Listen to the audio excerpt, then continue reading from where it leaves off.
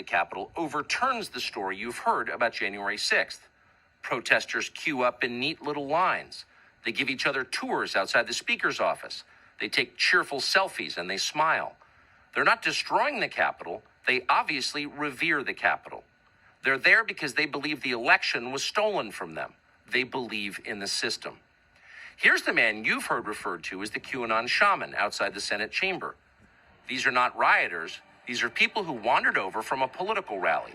We will not let them silence your voices. After the rally, they walked down Pennsylvania Avenue, where organizers had secured a federal permit to hold a legal rally on the grounds of the Capitol. I know that everyone here will soon be marching over to the Capitol building. Peacefully. To peacefully and patriotically make your voices heard. Once at the Capitol building, things began to get chaotic. Capitol police officers fired tear gas into the crowd.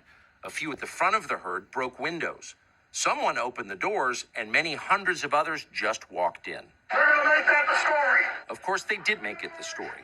And at the center of it, the single most famous person arrested that day was a Navy veteran from Arizona called Jacob Chansley, often referred to as the QAnon shaman. The so-called QAnon shaman. QAnon shaman. Someone named Q Shaman. Jacob Chansley became the face of January 6th, a dangerous conspiracy theorist dressed in outlandish costume who led the violent insurrection to overthrow American democracy.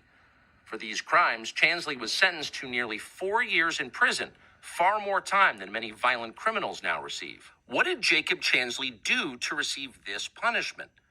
To this day, there is dispute over how Chansley got into the Capitol building. But according to our review of the internal surveillance video, it is very clear what happened once he got inside.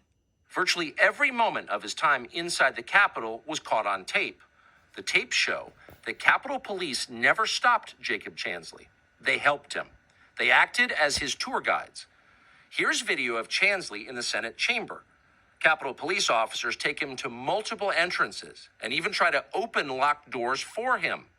We counted at least 9 officers who were within touching distance of unarmed Jacob Chansley. Not one of them even tried to slow him down. Chansley understood that Capitol Police were his allies. Video shows him giving thanks for them in a prayer on the floor of the Senate.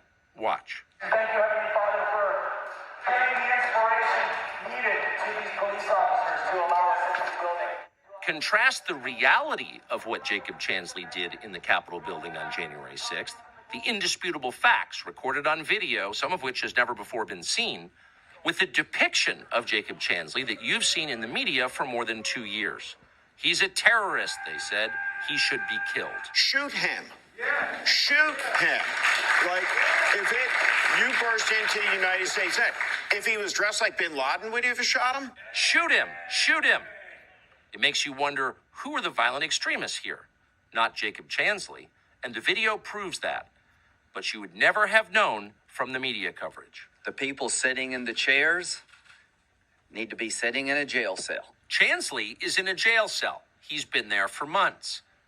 If he was in fact committing such a grave crime, why didn't the officers who were standing right next to him place him under arrest?